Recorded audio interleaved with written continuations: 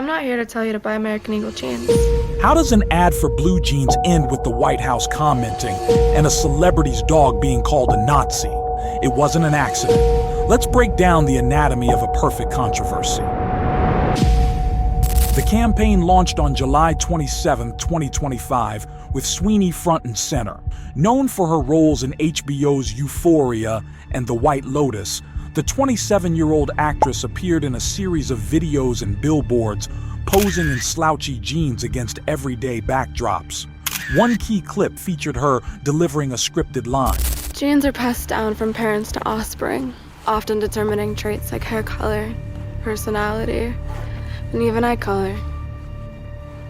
My genes are blue. The visuals emphasized her blonde braids, blue eyes, and casual confidence, while the ad highlighted a limited edition Sydney jean with a butterfly motif. All proceeds from the jean were earmarked for the Crisis Text Line, a nonprofit offering free mental health support and crisis intervention for survivors of domestic violence. Hardly the stuff of scandal. American Eagle's chief marketing officer described it as clever, even provocative, aiming to blend nostalgia with modern appeal through 3D billboards in Times Square, Instagram Reels, and an AI try-on feature. The apparel company American Eagle is facing backlash over a new ad campaign featuring actor Sydney Sweeney. It's over this line. Yet, within hours of the launch, social media ignited.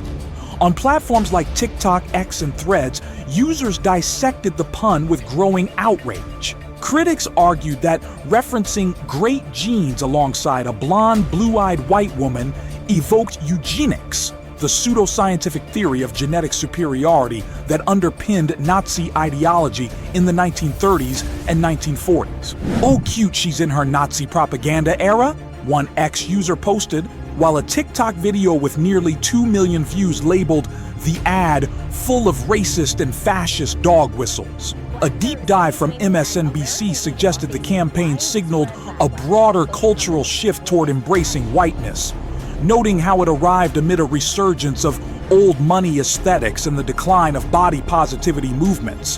Shalini Shankar, a cultural anthropologist at Northwestern University, pointed out in interviews that the ad reinforced a narrow, white privileged American beauty ideal, exacerbating limited concepts of attractiveness in a diverse society.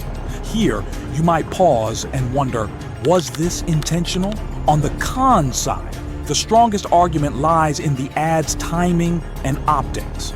In a post-2024 election landscape where diversity, equity, and inclusion (DEI) initiatives faced rollback, President Trump had abolished federal DEI programs shortly after taking office.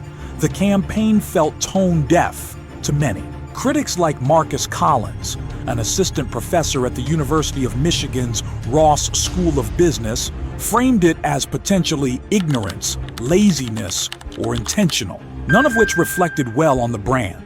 They drew parallels to past marketing blunders, such as Pepsi's 2017 ad that trivialized Black Lives Matter protests, which led to swift apologies and withdrawals. By invoking genes in a way that could subtly nod to hereditary superiority, the ad risked alienating non-white audiences and reinforcing harmful stereotypes, especially when beauty standards have long been critiqued for favoring Eurocentric features. As Vox later analyzed, this wasn't just about one ad. It tapped into the unsettling legacy of the blonde bombshell trope, from Marilyn Monroe to modern icons, often weaponized in cultural debates. But the controversy didn't stop at semantics. It escalated dramatically when attention turned to Sweeney's German Shepherd, Tank, who appeared in some campaign photos lounging beside her in the jeans. Online trolls linked the breed's German origins to Adolf Hitler's well-documented use of German Shepherds during the Third Reich, dubbing Tank a Nazi pet or Swastika Sweeney's dog. Comments flooded in, "That is a Nazi pet," one user wrote, while others piled on with Hitler slurs. This bizarre tangent amplified the frenzy, turning a fashion promo into a meme-worthy absurdity.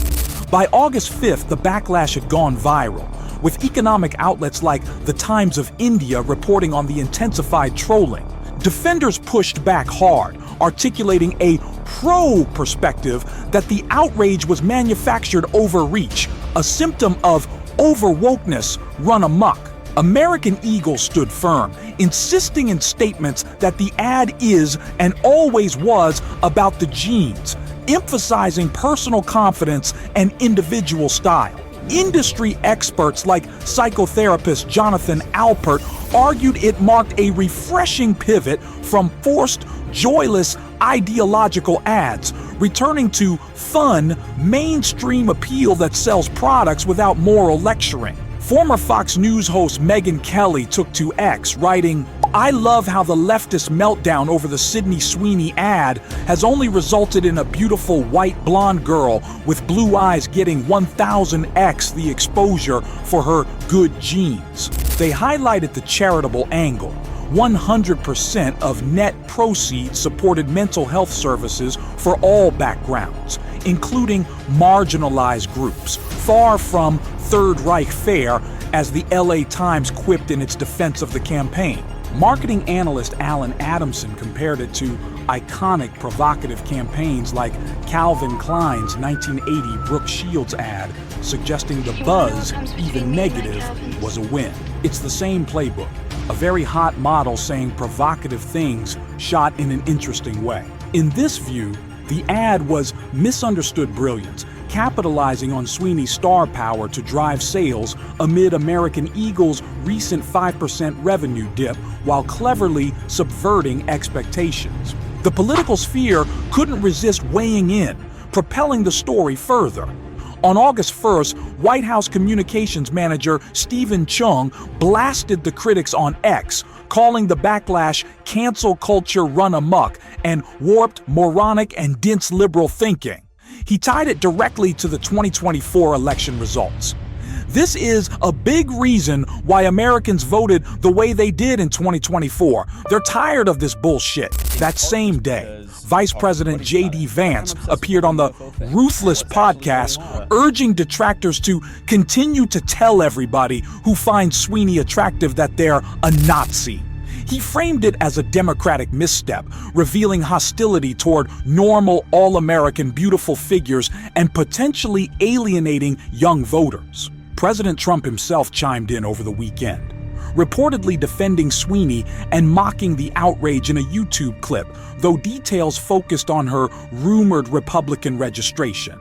I think her ad is fantastic. This involvement transformed the ad into a proxy for broader divides. Progressives saw it as a symptom of resurgent white supremacy, while conservatives hailed it as evidence of wokeness's decline.